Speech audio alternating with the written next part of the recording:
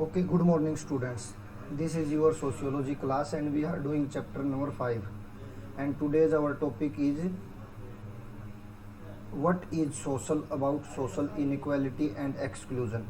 Means social inequality और social exclusion में social क्या है, पॉलिटिकल इकोनॉमिकल कल्चरल जो है वो तो देखेंगे ही, बट सोशल क्या है। कल हमने एक्टिविटी 5.1 तक कंप्लीट कर लिया था।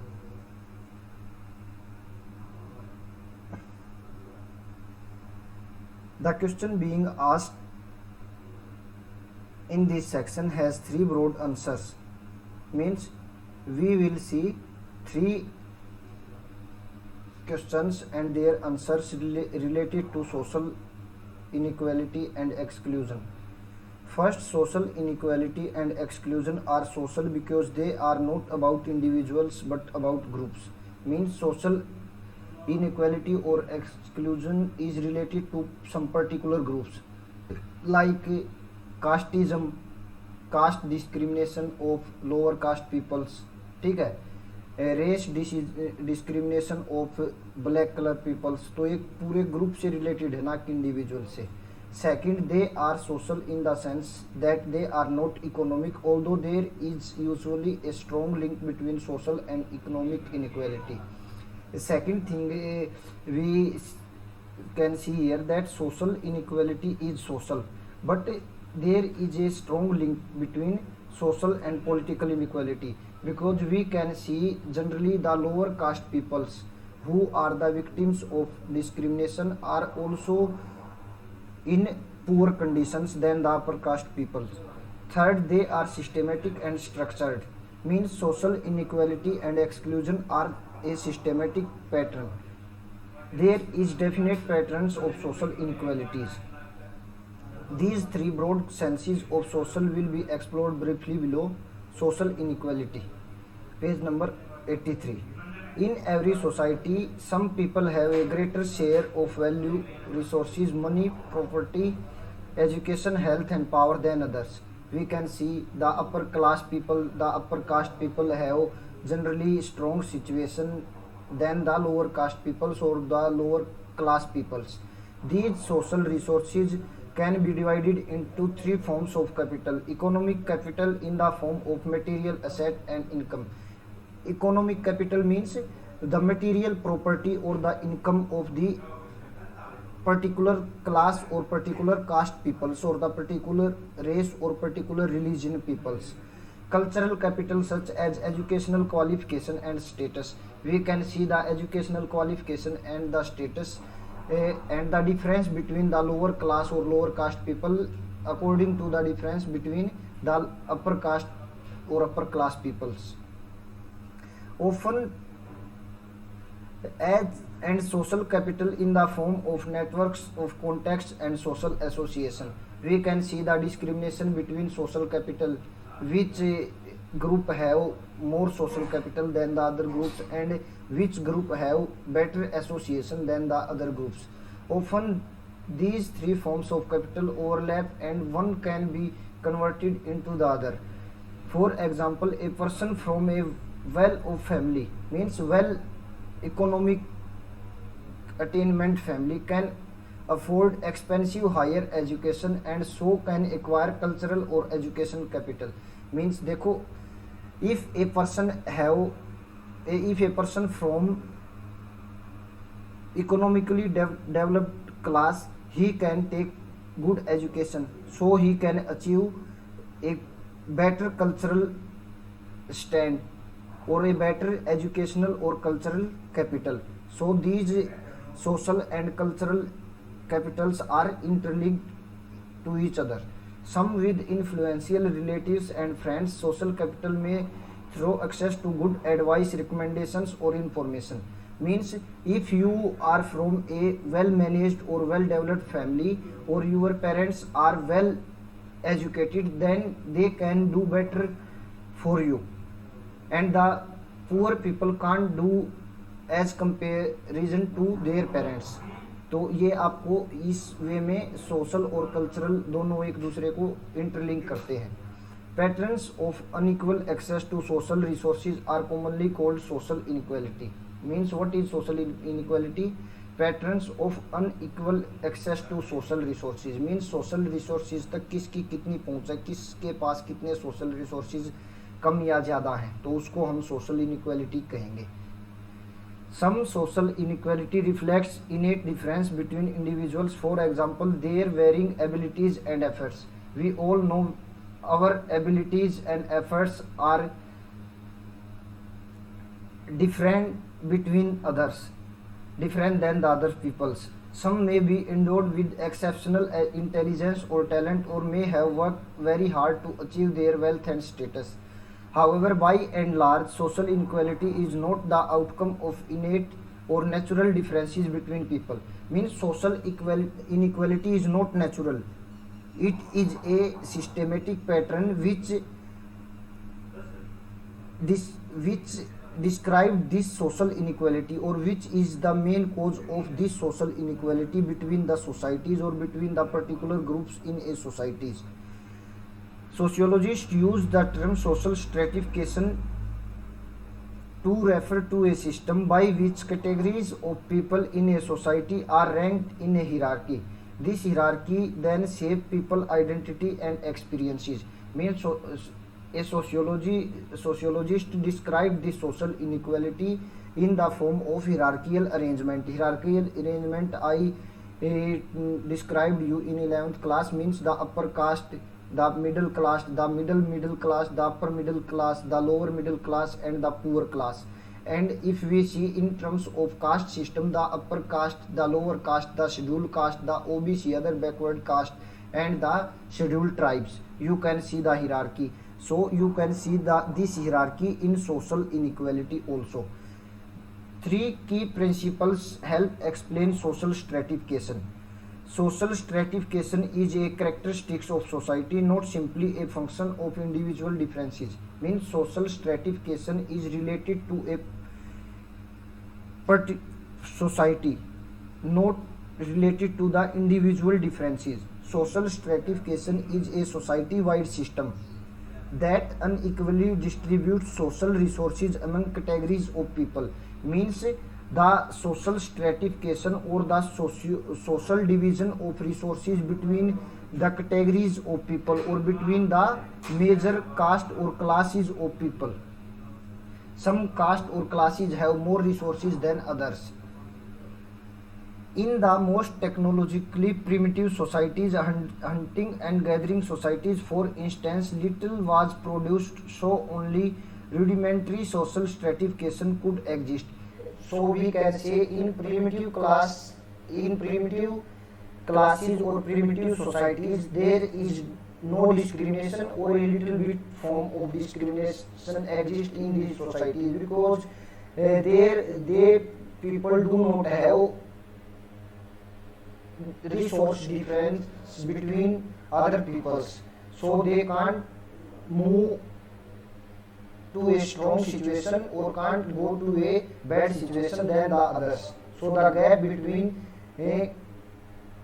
would be managed. But in today's world or in today's technologically advanced societies, where people produce a surplus over above their basic needs, however, social resources are unequally distributed to various social categories. If we can see the social resources distribution in today's world is not equal. So the outcome due to this pattern, this distribution of social resources provides inequalities among the societies. Some groups or some societies have more resources than the other societies. So the discrimination or the inequality takes place in today's societies. Second, social stratification persists over generations. Means social stratification or social inequality moves from one generation to next generation. It is closely linked to the family and to the inheritance of social resources from the generation to the next. A person's social position is ascribed. I told you in 11th class, ascribed and achieved status. Ascribed status means the status which we get from our society. You can give the example of caste system. but the achieved position is due to our own efforts. That is, children assume the social position of their parents. Within the caste system, work dictates occupational opportunities. Means, if you born in a particular class, you can have some particular work, which work is related to the particular caste. Means आपको पता है कुछ लोग जो नाई है नाई का ही काम करते हैं, कुम्हार हो बड़े बनाने का ही काम करते हैं, इस तरह के। मैं ये नहीं कह रहा ऐसा हर जगह पर है ना, ये बुक में कह रहा, जनरली ऐसा होता है, एक्सेप्शन हर चीज के हैं। A Dalit is likely to be confined to traditional occupations such as agricultural labor, scavenging और leather work। तो आप यहाँ पर देख सकते हो कि generally Dalit peoples are linked to the poor labor work with little chance of being able to get high paying white collar or professional work, so they can't compete to the white labor or the white collar professional work. White collar labor is generally referred to the professional group and the blue collar labor is generally referred to the workers group। ठीक है। The आप dress में भी देख सकते हो, जैसे school में पीएन की ड्रेस जनरली वो ब्लू कलर की होती है, तो उस बेस पे कह रहा है कि व्हाइट कॉलर लेबर से वो दलित कम्पीट नहीं कर सकते generally. The ascribed aspect of social inequality is reinforced by the practice of endogamy. Endogamy आपको पता ही था, एक ही जाति में शादी करना, तो उससे भी क्या है, सोशल इनइक्वालिटी बढ़ती है। ठीक है। Third, social stratification is supported by patterns of belief or ideology. No system of social stratification is likely to persist over generations unless it is widely viewed as being either fair or inevitable. Means, social stratification is supported by patterns of belief and ideology. Means, आप particular caste, particular class, particular race, particular religion के इंसान को अच्छा या बुरा पहले से ही मानते हो। ये हमारी आइडियोलॉजी, हमारे बिलीफ्स ऑलरेडी बने हुए हैं, डेवलप हो चुके हैं, तो इस वजह से भी सोशल स्ट्रेटिफिकेशन एग्जिस्ट करता है सोसाइटी में। The caste system for example, अब देख लो कास्ट सिस्टम को, जाट जाट होने पे प्राउड करते हैं, यादव यादव होने पे, कोई मराठा है मराठा होने पे, तो ये इससे क्या होगा, बाकी कास्ट राजपूत राजपूत होने पे वो बाकी कास्ट को में से कम स्ट्रॉन्ग मानते हैं। ठीक है। तो उससे उस आइडियोलॉजी या उस बिलीफ से क्या होता है, सोशल डिस्क्रिमिनेशन या सोशल इनइक्वालिटी या सोशल स्ट्रेटिफिकेशन सोसाइटी में एग्जिस्ट करता है। ठीक है। For example, the caste system is justified in terms of opposition of purity and pollution। आपने देखा था संस्कृताइजेशन में, संस्कृताइजेशन रेफर्स टू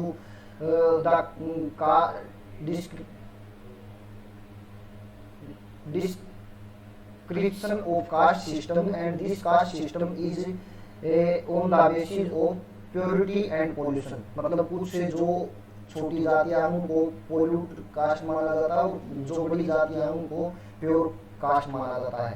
जैसे ये एग्जाम्पल आप खुद ही पढ़ के समझ सकते हो, ब्राह्मण स्त्री वैश्य शूद्र से जो आगे चल के कास्ट सिस्टम निकला, उससे ब्राह्मण की पोजीशन उनको जनरली प्योर ग्रुप में रखा जाता है। जो लोअर कास्ट पीपल्स है CST, उनको जनरली पोल्यूट ग्रुप में रखा जाता है। ऐसी आइडियोलॉजी और बिलीफ हमारे डेवलप हो गए। ठीक है। Often we discuss social exclusion and discrimination as though they pertain to differential economic resources alone. This, however, is only partially true। अब ये कह रहा है कि हम सोशल एक्सक्लूजन को कई बार केवल इकोनॉमिक रिसोर्सेज के बेस पे देखते हैं, मतलब किसके पास कितना ज्यादा पैसा है या कितना कम है, बट ये एक्चुअल में पूरी तरह से सही नहीं है। People often face discrimination and exclusion because of their gender. The female discrimination, you can give the example in gender discrimination.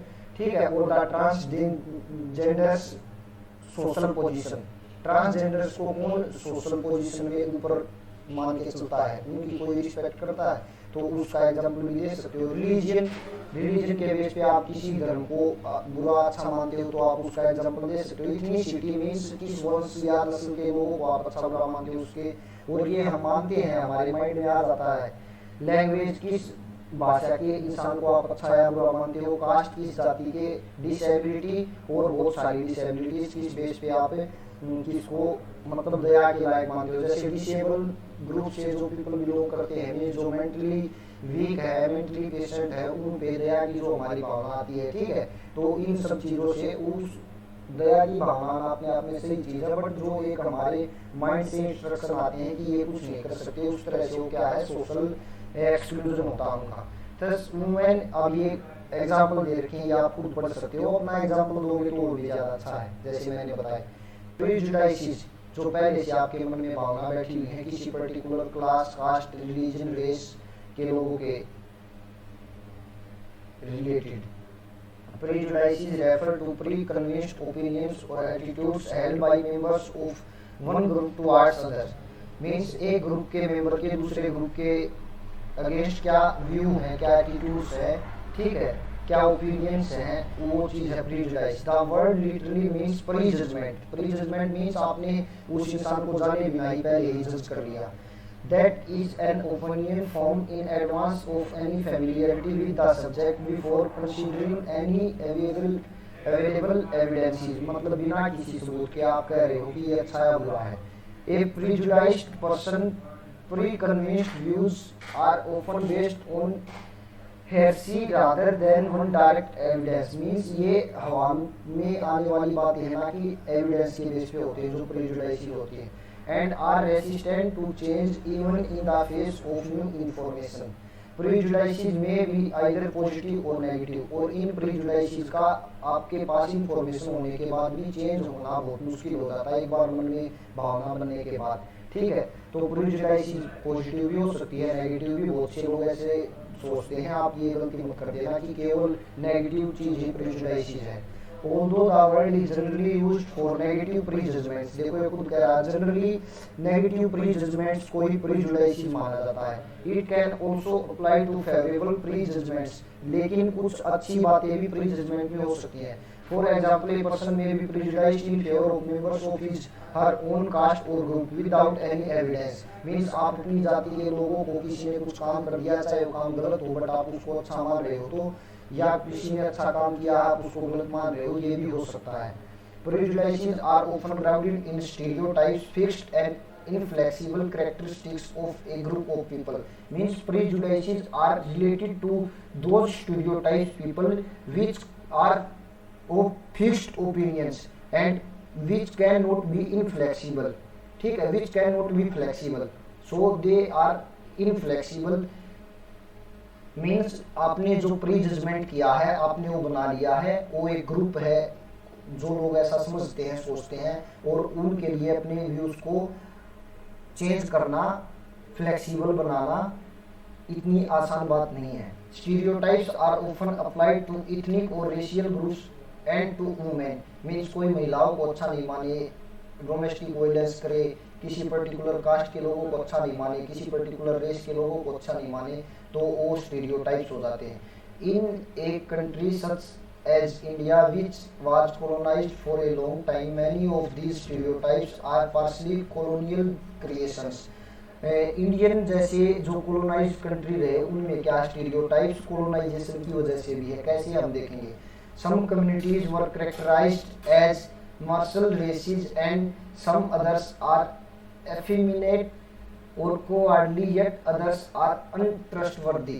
तो इस वजह से कुछ कम्युनिटीज को अपने विश्वास के लायक समझा जाता है, कुछ को अनट्रस्टवर्दी मीन्स विश्वास के लायक नहीं समझा जाता। In both English and Indian fictional writings we often encounter an entire group of people classified as lazy और कनिंग। हम जो जितनी भी राइटिंग्स या पढ़ के या सोसाइटी में देख के समझते हैं, हम पर्टिकुलर किसी ग्रुप को, पूरे को अच्छा या बुरा बता देते हैं, ठीक है। जनरली जैसे इंडिया में जनरली मुस्लिम को अच्छा या बुरा मान के देखा जाता है, बट मैं वही आपको बात बताता हूँ, ऐसा तो है नहीं। ये बात सही है कि मुस्लिम में इलिटरेसी, अनपढ़ता ज़्यादा होने की वजह से ज़्यादा सोशल लैक है। मीन्स वो सोशली डेवलप्ड नहीं है इतने ज़्यादा जितने हम हैं, बट ऐसा नहीं है कि सभी मुस्लिम ऐसे हैं, ठीक है। APJ अब्दुल कलाम भी मुस्लिम ही थे, ध्यान रखना आपको। In it may indeed be true that some individuals are sometimes lazy और कनिंग, ब्रेव और कॉवर्डली। अब आप इनको चलो मैं ही पढ़ देता हूँ। But such a general statement is true of individuals in every group even, अब ये कह रहा कि हर एक ग्रुप में कुछ अच्छे लोग भी हैं, ठीक है, कुछ सच्चे लोग भी हैं। Even for such individuals it is not true all the time, the same individual may be both lazy and hard working at different times. अब ऐसा भी हो सकता है कि किसी पर्टिकुलर टाइम पीरियड में कोई इंडिविजुअल ज़्यादा आपके लिए लेजी हो जाए और कोई ज़्यादा आपके ट्रस्ट वर्दी हो जाए, मीन्स आप जिस पे विश्वास कर सकते हो, सिचुएशन पे भी डिपेंड करता है। Stereotypes fix whole group into single homogeneous categories. They refuse to recognize the variation across individuals and across context or across time. अब stereotypes क्या है? कोई भी situation हो बट वो अपनी thinking को, mental situation को change नहीं कर पाते किसी भी particular time period में, चाहे किसी ने अच्छा किया हो चाहे बुरा किया, उनकी जो नेगेटिव प्री जजमेंट है वो ऐसी की ऐसी रहती है। They treat an entire community as though it were a single person with a single all encompassing trait और कैरेक्टरिस्टिक्स। वे किसी पर्टिकुलर पूरे के पूरे ग्रुप को ही इसी रूप में देखते हैं। If prejudice describe attitudes and opinions, discrimination refer to actual behavior towards other group or individual.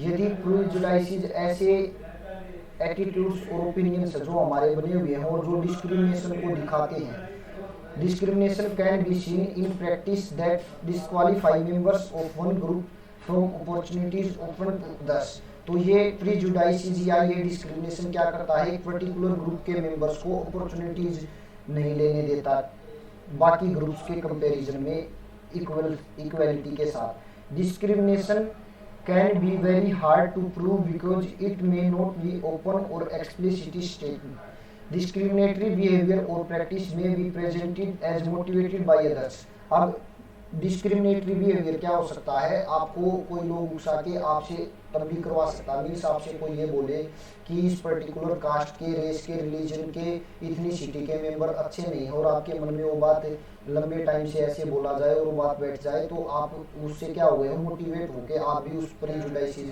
के एक पेशेंट बन गए हो। For example the person who is refused A job because of their caste may be told that they were less qualified than others। यदि आप मतलब किसी ऐसी कास्ट से हो जिसमें लिटरेसी रेट कम है बट आप जॉब में जाते हो, बट आपको जॉब देने से इसलिए मना कर दिया जाता है कि पर्टिकुलर इस कास्ट के, इस रेस के, इस रिलीजन के, इस इथनिसिटी के, इस कलर के लोग अच्छे नहीं होते, तो ये क्या है, ये प्रीजुडाइसिस या आपके साथ डिस्क्रिमिनेशन हो गया, बट फिर भी आप उसके लायक थे, ठीक है। तो आपको ये सभी चीज़ें ध्यान रखनी है।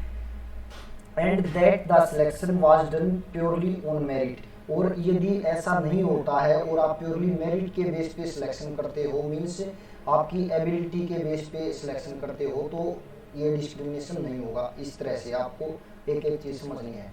Activity 5.2 collect some examples of prejudice behaviour from films और नॉवेल्स। आप कहीं से भी देख सकते हो, आपने आपके आसपास में कुछ डोमेस्टिक वायलेंस हुई, आपने किसी फिल्म में किसी पर्टिकुलर ग्रुप के साथ डिस्क्रिमिनेशन होते देखा, किसी नॉवल में पढ़ा हो, ट्रांसजेंडर के साथ डिस्क्रिमिनेशन होते देखा हो, फीमेल्स के साथ होते देखा हो, किसी पर्टिकुलर ग्रुप्स के साथ होते देखा हो, किसी पर्टिकुलर कलर के लोगों के साथ होते देखा हो, तो आप कोई भी अपना एग्जांपल दे सकते हो, ठीक है। ये एक्टिविटी है 5.2। ये हो गया आज का आपका टॉपिक। अच्छा, कुछ बच्चे कह रहे हैं कि एनसीईआरटी के क्वेश्चन आंसर्स को भी एक्सप्लेन कर दो, सोशियोलॉजी की लैंग्वेज थोड़ी टफ है तो क्वेश्चन आंसर समझने में प्रॉब्लम होती है। ऐसा आपने पहले नहीं बोला, अभी 4 चैप्टर हुए हैं, ये 5th है, ये 5th के साथ साथ इसके तो क्वेश्चन आंसर एक्सप्लेन मैं कर ही दूंगा। और भी जो बच्चे चाहते हैं एक्सप्लेन हो ग्रुप में मैसेज कर देना। आपको ऐसे लाइन बाय लाइन पढ़ना है। सोशियोलॉजी का सबसे ज़्यादा बेनिफिट यही है, आप जो पढ़ते हो आपको ऑलरेडी पता है कास्ट सिस्टम क्या है, रिलीजन बेस पे क्या डिस्क्रिमिनेशन होता है, फीमेल्स के साथ क्या डिस्क्रिमिनेशन होता है, ट्रांसजेंडर के साथ क्या डिस्क्रिमिनेशन होता है। मीन्स सोसाइटी में जो चीज़ें हैं और जो चीज़ें आप महसूस कर सकते हो, देख सकते हो, वो चीज़ें सोशियोलॉजी में है। बस दिक्कत इतनी है कि लैंग्वेज थोड़ी सी सोशियोलॉजी की हार्ड हो जाती है, बट जब आप लिखोगे तो आपको ये ज़रूरी नहीं है, जो डेफिनेशंस और जो चीज़ें हो तो लिखनी है आपको जो बुक में है, बट एग्जांपल्स या क्वेश्चन को इलेबरेट आप अपने हिसाब से कर सकते हो। ये सबसे बड़ा बेनिफिट है, क्योंकि सोशियोलॉजिस्ट जो है वो सोशियोलॉजिस्ट वो खुद से ही तो बनाता है, उसकी कोई ये तो है नहीं कि मतलब जो चीज़ें वो कलेक्ट करता है उन चीज़ों को प्रूव करके दिखाता है, तब जाकर उनको रिकग्निशन मिलता है, तब जाकर वो बुक में आती है। ठीक है, तो ये ऐसा सब्जेक्ट है जो 11th में आपने पढ़ा कि difference between sociology and other subjects. तो हमने देखा कि सोशियोलॉजी के बारे में हम ऑलरेडी थोड़ा बहुत कुछ जानते हैं, बट अदर सब्जेक्ट्स को हम जब पढ़ते हैं या कोई हमें टीच करता पढ़ाता है तब जाके हम समझते हैं। ठीक है, तो आपको अच्छे से ध्यान रखनी है ये सारी बातें, और अच्छे से अपने लेक्चर को सुनो, फिर एक बार एनसीईआरटी को पढ़ो, फिर नोट्स को पढ़ लो, एक बार जो मैं ग्रुप में भेजता हूँ क्वेश्चन आंसर्स को लिख लो। इसकी बुक के नोट्स बनाने, अभी देखो बोर्ड पे या क्लास में मैं एक एक चीज़ को लिखवा देता। बुक के नोट्स आपको अपने हिसाब से बनाने हैं, जैसे आज के नोट्स बनाने हो तो और 1 मिनट लंबी क्लास हो जाएगी। प्रीजुडाइज को लिख दो, प्रीजुडाइज, उसके आगे लिख दो प्री जजमेंट में भी नेगेटिव और पॉजिटिव, बस।